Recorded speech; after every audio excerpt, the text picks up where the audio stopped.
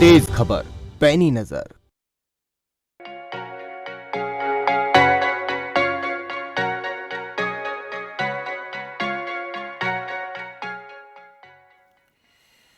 नमस्कार, आपका डॉक्टर देख रहे हैं आप और मैं हूं आपके साथ शमशेर सिंह। आपका डॉक्टर एक ऐसा कार्यक्रम जिसमें हम आमंत्रित करते हैं किसी एक रोग विशेषज्ञ स्पेशलिस्ट डॉक्टर्स को, जो आपको जानकारी देते हैं कि इस रोग से आपको कैसे बचना है और आपको अपने आप का ख्याल रखना कैसे है, सावधानियां कैसे रखनी है।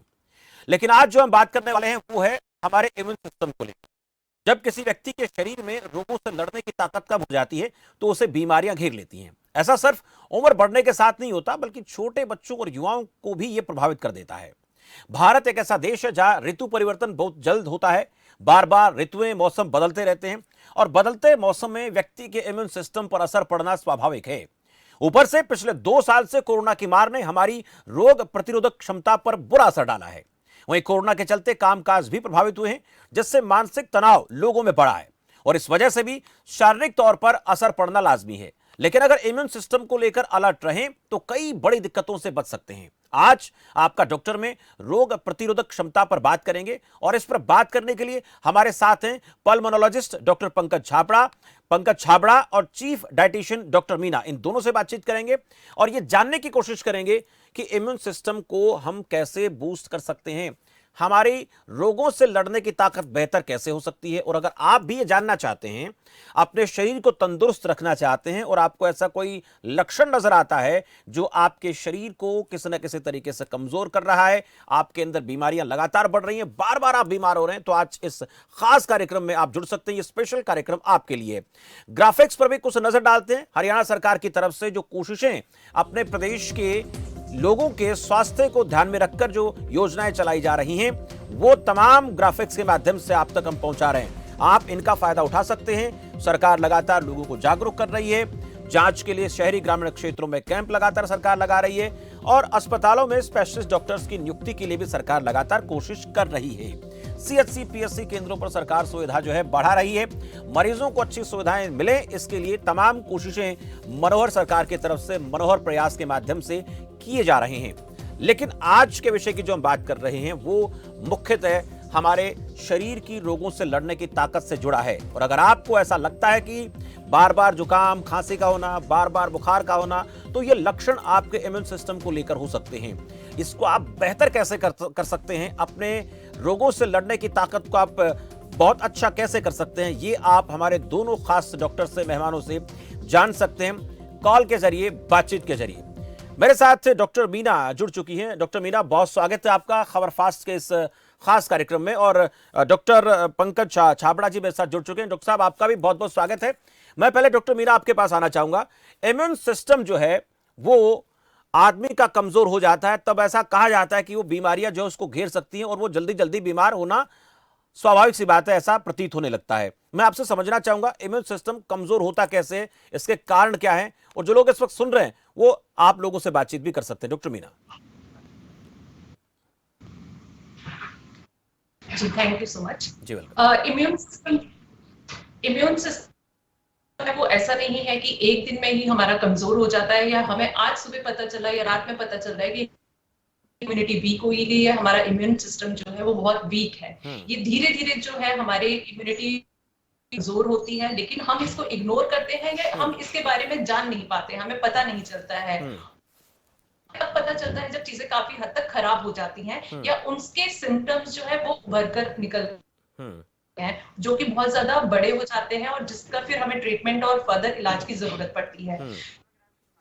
इम्यून सिस्टम हमारा वीक है, कि ये कैसे हमें पहले से पता चले, इसके लिए हमें ये देखना चाहिए वो अपना डाइट ले रहे हैं, खाना पीना ले रहे हैं, जो हमारा रूटीन है वो हमने ठीक से रखा हुआ है, नहीं रखा हुआ है। अगर हम उसको ठीक से फॉलो कर रहे हैं तो कहीं ना कहीं जो है हम इम्यूनिटी को बूस्ट कर, अगर उसमें कोई कोताही बरत रहे हैं तो हम अपनी इम्यूनिटी को कमजोर कर रहे हैं, जिससे हम बीमार पड़ते हैं, चाहे वो छोटे हों चाहे बड़े हों। कोई भी मौसम बदलता है, जैसे आपने बात करी कि भारत में मौसम लगातार बदलते रहते हैं, बहुत सारे मौसम बार बार आते हैं, और जो कमजोर इम्यूनिटी के लोग होते हैं वो हर एक बदलते मौसम के साथ बीमार पड़ते हैं और बहुत सारे को कैच करते हैं, जिसकी वजह से उनको बहुत सारी मेडिसिन लेनी पड़ती हैं, डॉक्टर्स के पास जाना पड़ता है और उनका सेवन करने के बाद फिर वो ठीक हो पाते हैं। तो जब हम बार बार बीमार पड़ रहे हैं या हमें लग रहा है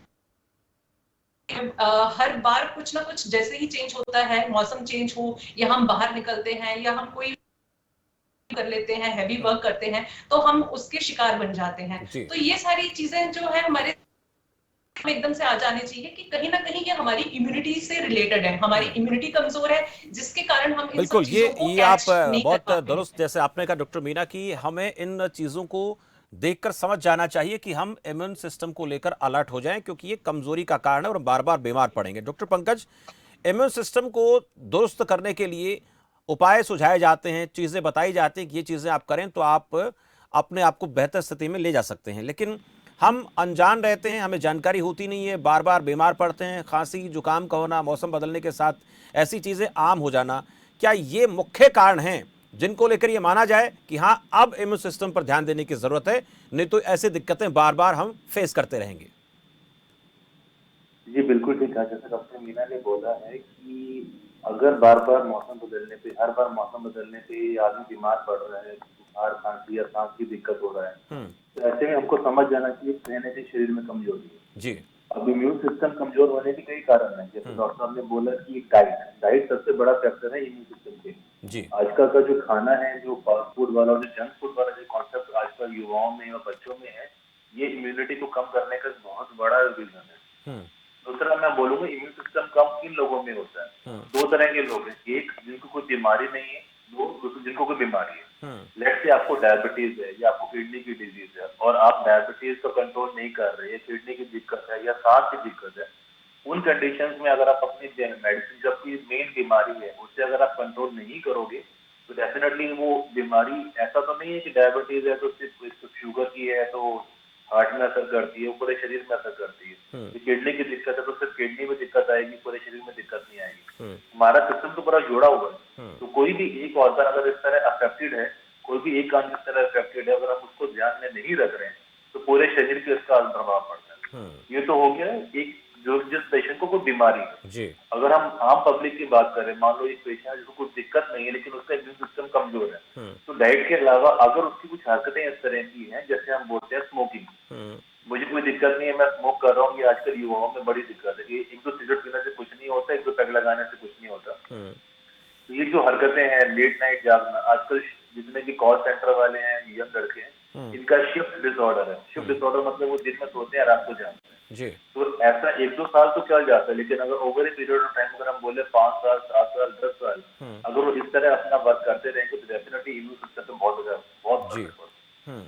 ये बहुत अहम बातें आपने कही हैं, इन चीजों का ख्याल हमें रखना पड़ेगा। दर्शक मेरे साथ हैं डॉक्टर साहब, यूनिस है महम से। यूनिस जी स्वागत है आपका। हाँ जी नमस्कार सर। जी नमस्कार। जी सर, मेरा मैम से सवाल है।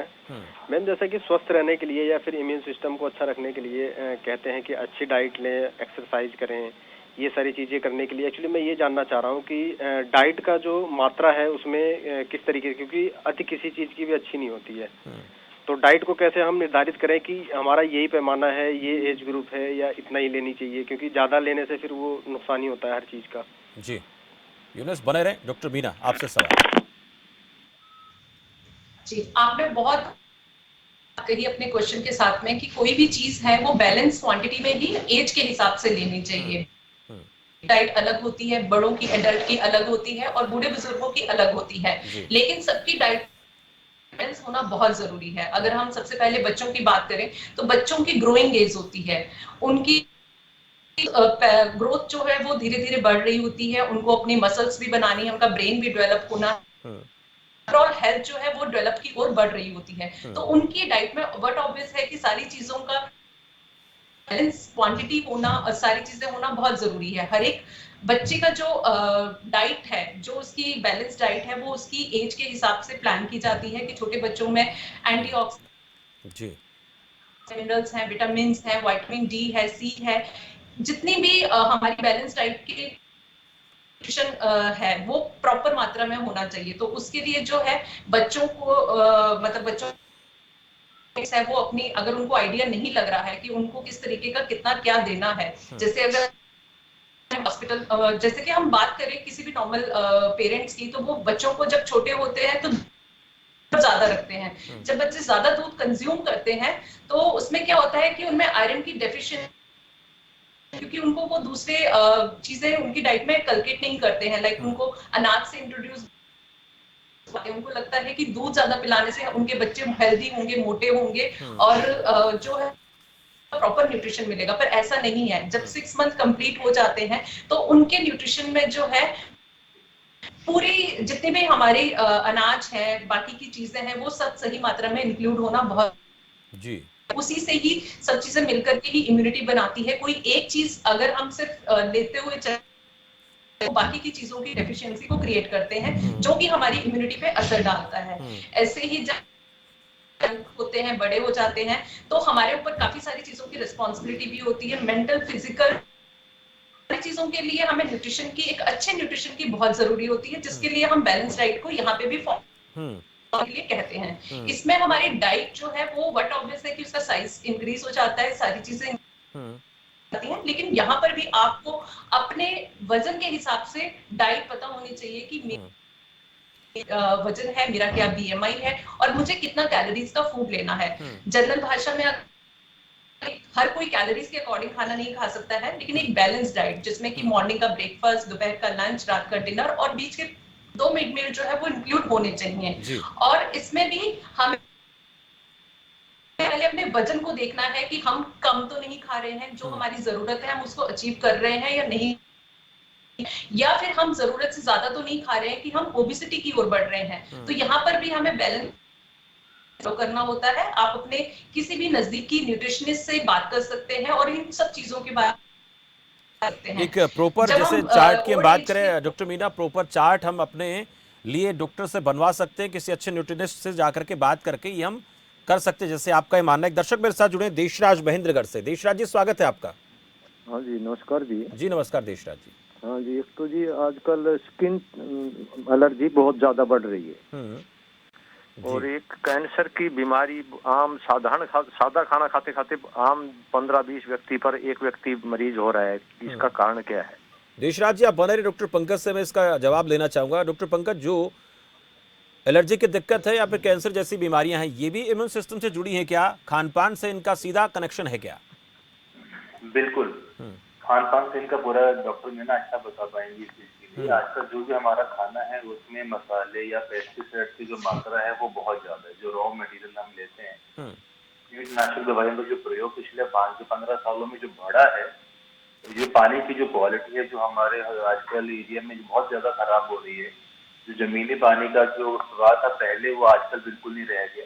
तो कहीं ना कहीं ये खाने पीने से इसका रिलेशन है। जो पेस्टिसाइड, जो केमिकल्स हम जो आजकल फार्म्स में यूज कर रहे हैं अपनी जो पैदावार को बढ़ाने के लिए, वो एक बार तो पैदावार बढ़ाती है, लेकिन कहीं ना कहीं पे वो हमारे बच्चों पे, बड़ों पे इसका असर कर रही है। मेरे सबसे डॉक्टर मीना था इसके बारे में ज्यादा अच्छा बता पाएंगे। बिल्कुल, इनसे मैं जानूंगा डॉक्टर साहब कि एलर्जी को लेकर और कैंसर को लेकर खान पान कितना अहम, कहीं ना कहीं बड़ी भूमिका बनता है, बड़ा एक कारण बनता है। एक दर्शक और है मेरे साथ, उनसे भी बातचीत कर लेते हैं। रोहित है बहादुरगढ़ से।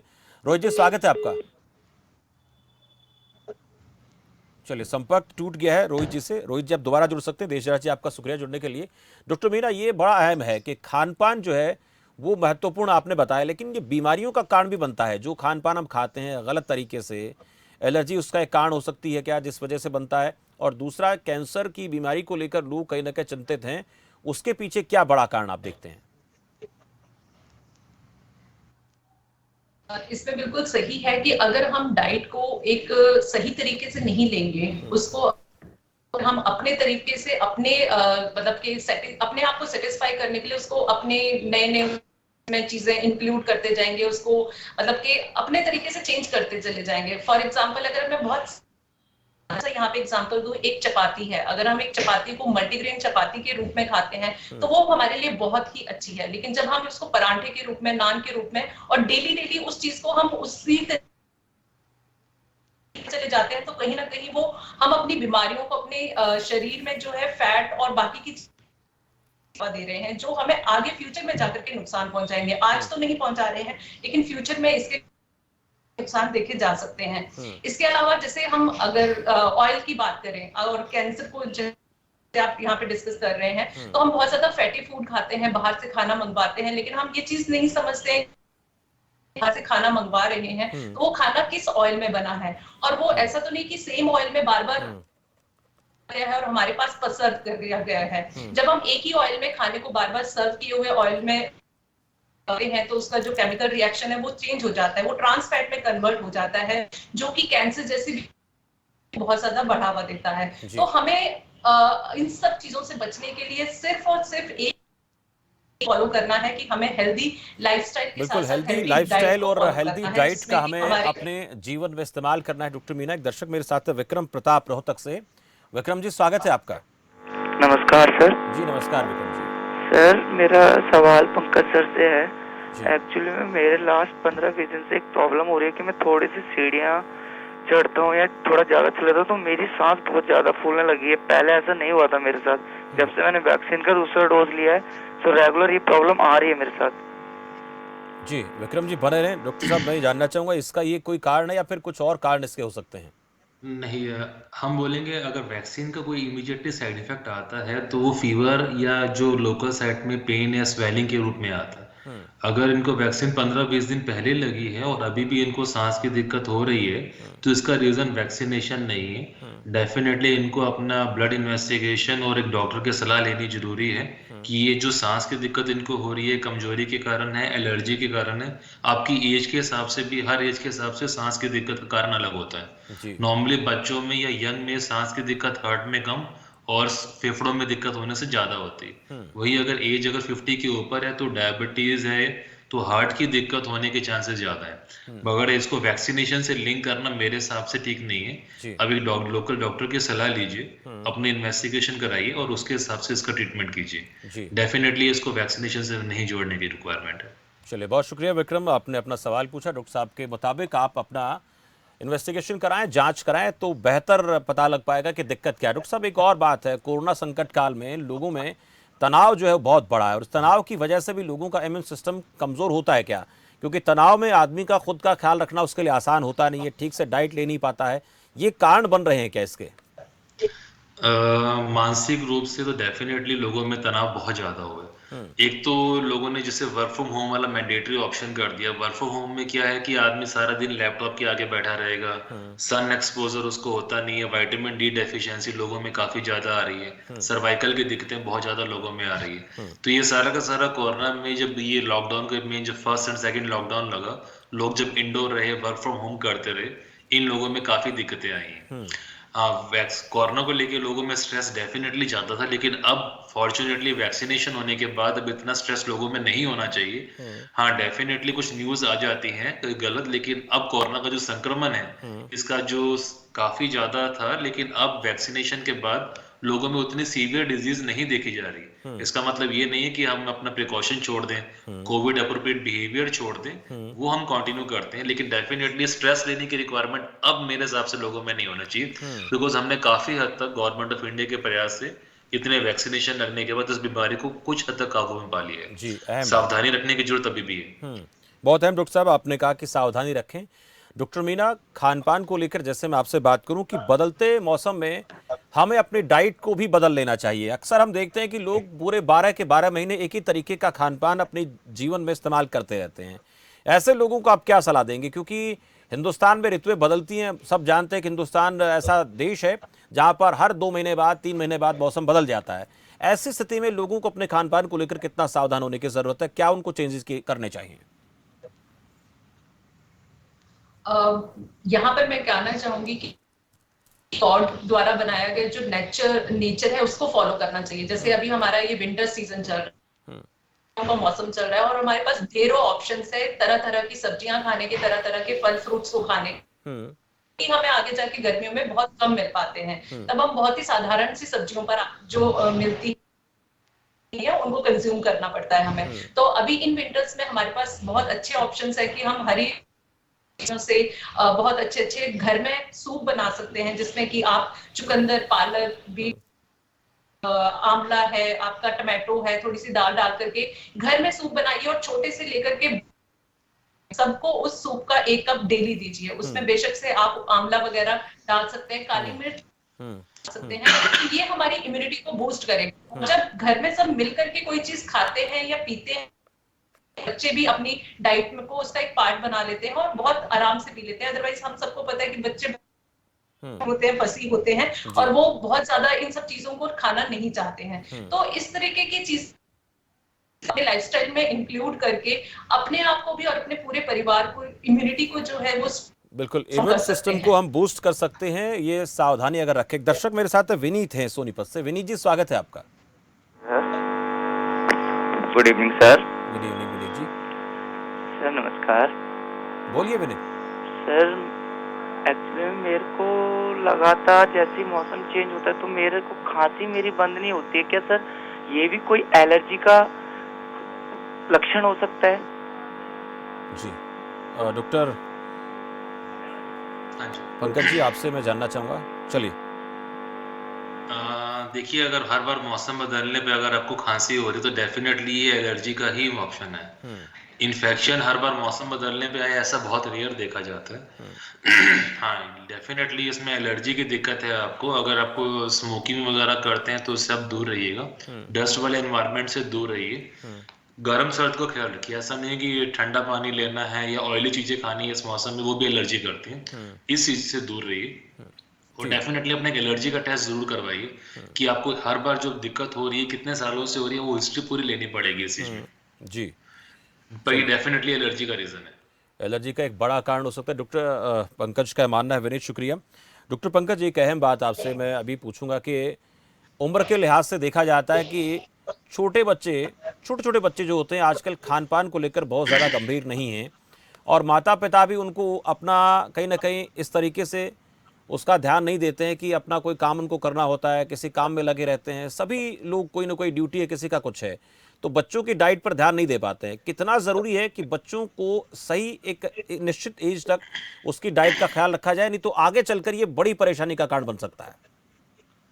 सर, हम सिंपल बोलते हैं prevention is better than cure. बच्चों में ओबेसिटी मतलब बड़ों में बीमारी का घर। तो अगर बच्चों के खान पान का हम ख्याल नहीं करेंगे, उनकी फिजिकल एक्टिविटी का हम ख्याल नहीं करेंगे, आजकल वैसे स्कूल बंद है, सब बच्चे ऑनलाइन क्लास कर रहे हैं।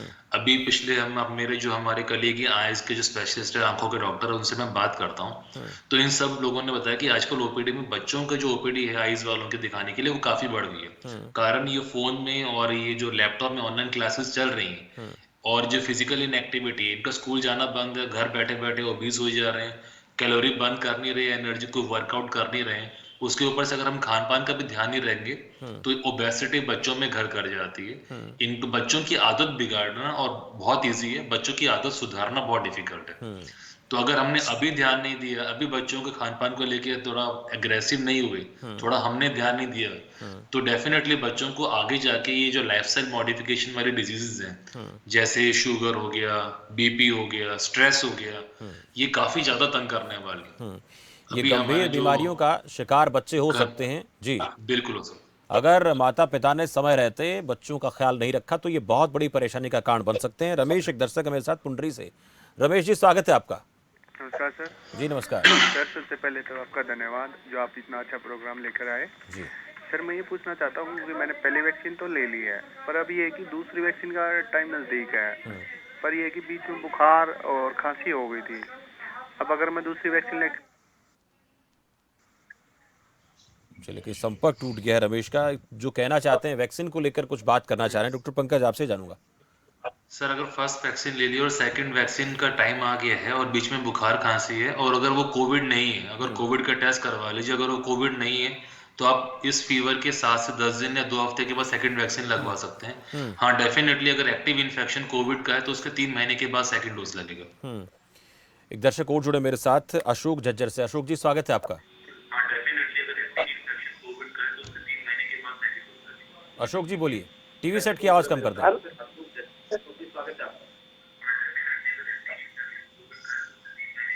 अशोक जी, टीवी सेट की आवाज कम कर दें आप। हेलो जी बोलिए। हाँ जी, मेरे को अभी जो डोज लगवाई थी दोनों लगवा ली और मेरे को एलर्जी की शिकायत हो गई है। ठीक है, आप अपने टीवी सेट की आवाज कम करें। जानना चाहेंगे डॉक्टर पंकज से ये क्या कारण है, एलर्जी की शिकायत इससे हो सकती है या फिर कोई और कारण? डॉक्टर साहब क्या कहेंगे? वैक्सीन से कभी एलर्जी नहीं होती सर। वैक्सीन से एलर्जी जो होती है वो शॉर्ट टर्म वाली होती है, मतलब वैक्सीन लगवाने की 1 या 2 दिन तक रहेगी।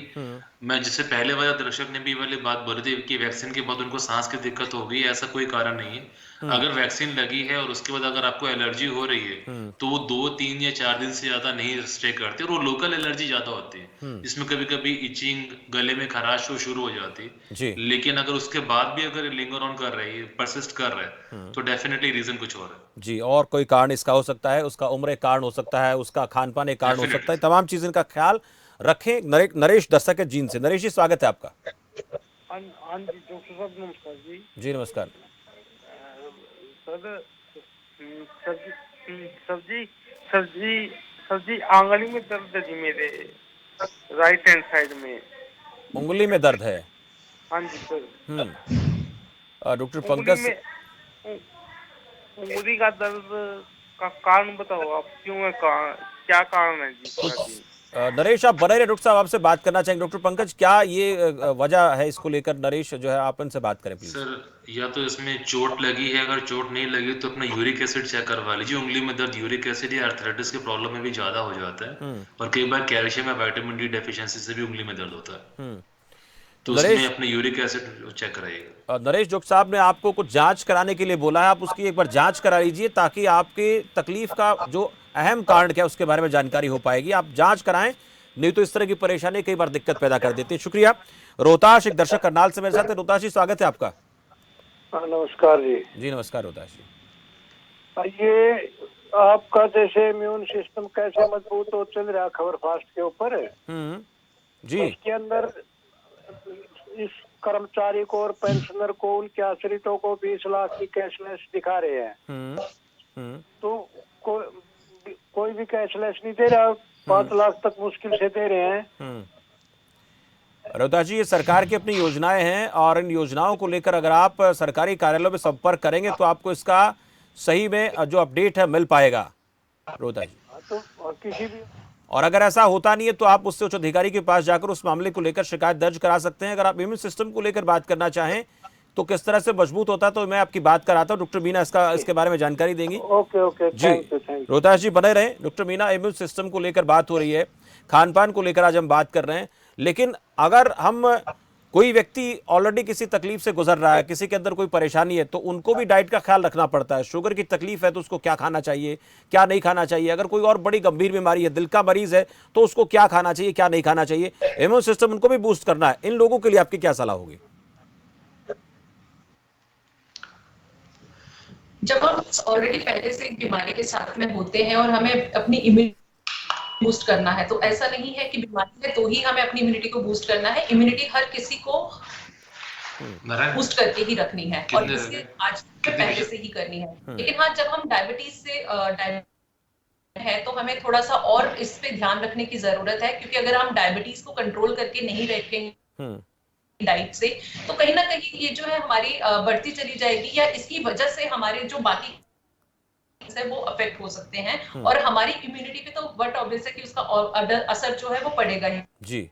तो डायबिटीज के साथ में, डायबिटीज लाइफस्टाइल मॉडिफिकेशन के साथ में जो डाइट है उस पे बहुत अच्छे से ध्यान रखना पड़ेगा। आप अपने किसी भी नजदीकी न्यूट्रिशनिस्ट से आप अपना डाइट प्लान बना सकते हैं। डायबिटीज में ये बिल्कुल भी नहीं है कि आप ये नहीं खा सकते या वो नहीं खा सकते, आप सब कुछ खा सकते हैं, लेकिन बैलेंस क्वांटिटी में बहुत बैलेंस रखने की जरूरत है। वो बैलेंस चीज क्या है वो समझने की जी, ये अहम बात है कि हम कई बार इन चीजों को लेकर भी परहेज करना शुरू कर देते हैं कि ये मीठा नहीं खा सकते या फिर ये फल नहीं खा सकते हैं। इनको लेकर एक बैलेंस डाइट की जरूरत है, वो डाइटिशियन जी आपको बता पाएंगे। दर्शक मेरे साथ है किशन गुरुग्राम से। किशन जी स्वागत है आपका। नमस्कार जी। जी नमस्कार किशन जी। डॉक्टर साहब, अभी ना मैंने कल जो है टेस्ट करवाया था तो शुगर 140 आई थी और बीपी जो था 135 और 90 है जी, और कोलेस्ट्रॉल जो है 43 है। तो क्या खान पान करना चाहिए या क्या करना चाहिए मुझे? जी, मैं छोटा सा कमेंट इसको डॉक्टर पंकज आपसे भी लूंगा और डॉक्टर मीना से भी लूंगा। आपका कमेंट चाहूंगा पहले कृष्ण कुमार जी को लेकर। डॉक्टर पंकज।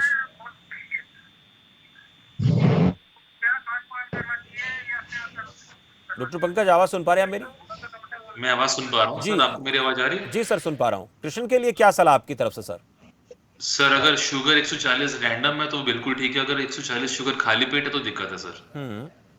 उसमें फिर इनको अपना मीठा छोड़ना है, तला हुआ चीज़ें को छोड़नी है, अपने हेल्दी डाइट लेनी है, डॉक्टर की सलाह लेनी है और मेडिसिन शुरू करनी है। 130/90 जो बीपी है ये ग्रेड 1 हाइपरटेंशन में आता है। ग्रेड 1 हाइपरटेंशन में हमको इमीडिएटली कोई मेडिसिन नहीं देना होता अनलेस लाइफस्टाइल चेंज करें अपना, एक्सरसाइज और डाइट के हिसाब से अभी चलाना है इनको। जी। और जहाँ तक कोलेस्ट्रॉल है, कोलेस्ट्रॉल इनका बहुत ज्यादा नहीं है, तो मेरे हिसाब से अपना वॉक और डाइट वगैरह को मैनेज करेंगे तो कोलेस्ट्रॉल अपने आप नीचे आ जाएगा। जी।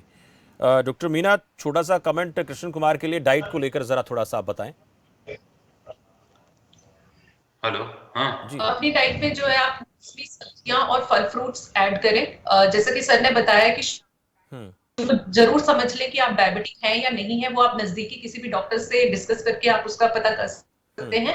अगर आपको शुगर आता है तो आप बहुत ज्यादा मीठे फल जो है वो ना खाएं, जैसे कि जूस ना लें लेकिन फल जरूर खा सकते हैं। जो भी मौसमी फल है, सेब है, पपीता है, अमरूद है, आप ये आराम डाइट में डाल सकते हैं। और जो सीजनल वेजिटेबल है वो खा सकते हैं। तली हुई चीजें जैसे कि सर ने ऑलरेडी बताया कि वो अवॉइड करनी होती हैं, क्योंकि वो कहीं ना कहीं हमारे दूसरी चीजों को खराब करती हैं। तो हमें एक बैलेंस फॉलो करें। एक बैलेंस डाइट को लेकर लगातार आप बात करें। लाभ सिंह दर्शक मेरे साथ है शाहबाद से। लाभ सिंह जी, स्वागत है आपका। हाँ जी, नमस्कार जी। जी नमस्कार लाभ सिंह जी। सर मेरे को बुखार होया था 7-8 दिन जड्डा देके, और मैंने टेस्ट सारे करा लिए, कुछ नहीं आता टेस्टों में भी। अब मैं जैसे बेड पे बैठा रहता हूँ, उठा नहीं जाता मेरे पास, जो पड़ा रहो सारा दिन पड़ा रहो, उठा नहीं जाता, क्या करूँगी। बल्कि आप इस समय मतलब बुखार आपको नहीं है, वैसे आप ठीक हैं, लेकिन कमजोरी फील कर रहे हैं। तो छोटा सा कमेंट डॉक्टर पंकज आपसे, उसके बाद डॉक्टर मीना डाइट को लेकर आप इनको बताएं। डॉक्टर पंकज, क्या दिक्कत है? इनको बुखार नहीं है लेकिन कमजोर फील कर रहे हैं खुद को। हाँ जी। अगर बुखार की थर्मोमीटर में बुखार नहीं आ रहा और कमजोर फील कर रहे हैं तो डेफिनेटली अगर अपना किडनी फंक्शन और लीवर फंक्शन नॉर्मल है तो हमने कई बार देखा कि लोगों में विटामिन डी और विटामिन B12 डेफिशिएंसी बहुत ज्यादा होती है। ऐसे में इनको वीकनेस बहुत ज्यादा और फटीग बहुत ज्यादा फील होता है, और हम फटीग को ये लोग बुखार समझ के, वीकनेस समझ के इसमें मेडिसिन लेते हैं। मेरे हिसाब से इनको अपना विटामिन डी और B12 लेवल चेक करवाना चाहिए और रूटीन ब्लड इन्वेस्टिगेशन करवानी चाहिए। जी डॉक्टर मीना, छोटा सा कमेंट आपका भी चाहूंगा कि इनको क्या खाना चाहिए, क्योंकि कमजोरी इनको लग रही है इस टाइम। जब हम बहुत ज्यादा कमजोरी फील करते हैं, भूख भी काफी हद तक कम हो जाती है, तो ऐसे में हमें करना चाहिए कि स्मॉल एंड फ्रीक्वेंट मील, मतलब थोड़ा थोड़ा खाना, थोड़ी पहले जो खाया है उसको डाइजेस्ट करें, फिर अनदर मील की तरफ जाएं। तो जब हम इस तरीके से डाइट लेते हैं तो हमारी इम्यूनिटी को बूस्ट करता चला जाता है और हम काफी हद तक रिलीफ फील करते हैं। बहुत ज्यादा हैवी डाइट जाता है तो आप हल्का खाना लें, लाइक खिचड़ी, दलिया है, सूप्स हैं, जूसेस हैं या स्मूदीज हैं, की चीजों को अपनी डाइट में ऐड कर सकते हैं आप। नट्स हैं, सीड्स हैं, इनको किसी भी फॉर्म में आप अपनी डाइट में ऐड कर सकते हैं और अपनी इम्यूनिटी को बूस्ट कर सकते हैं। हर्बल टीज हैं, जो काढ़ा वगैरह है, वो आप दिन में 1 से 2 बार, क्वांटिटी उनकी बहुत ज्यादा ना लें, पिंच भर उसमें ऐड करें काढ़ा का अमाउंट, लेकिन उसको अपनी डाइट में जरूर। जी, तो ये सब चीजें मिलकर के आपकी इम्यूनिटी को बूस्ट करेंगी। बिल्कुल अहम बातें आपने कही है डॉक्टर मीना, डॉक्टर पंकज, आप दोनों का इस खास चर्चा में आप लोग जुड़े और आपने सभी लोगों के बेहतरीन जवाब दिए, उनको समझाया कि कैसे अपने आप को तंदुरुस्त रख सकते हैं, क्या खाना है क्या नहीं खाना है, और अगर कोई तकलीफ है तो आपको कहां पर किस तरीके से अपनी जांच करानी, इलाज कराना। बहुत बहुत आभार आप दोनों का इस कार्यक्रम में जुड़ने के लिए। तो इम्यून सिस्टम को बूस्ट करने का सबसे आसान तरीका यह है जो हमें इस कार्यक्रम के जरिए समझ आया कि आप अपनी डाइट को बैलेंस रखें। मौसम जैसे बदलता है, बदलते मौसम के हिसाब से आप अपनी डाइट को भी बदलें, उसको चेंज करें।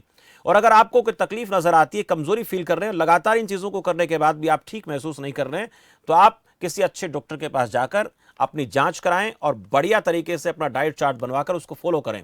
ये चीजें अगर आप फॉलो करेंगे तो आप अपने आप को इम्यूनिटी के तौर पर अच्छा फील करेंगे, आप बीमार खुद को महसूस नहीं करेंगे, आप अपनी दिनचर्या को बेहतर तरीके से चला पाएंगे। फिलहाल इस खास कार्यक्रम मेरे साथ इतना ही। आप देखते रहिए खबर फास्ट। नमस्कार।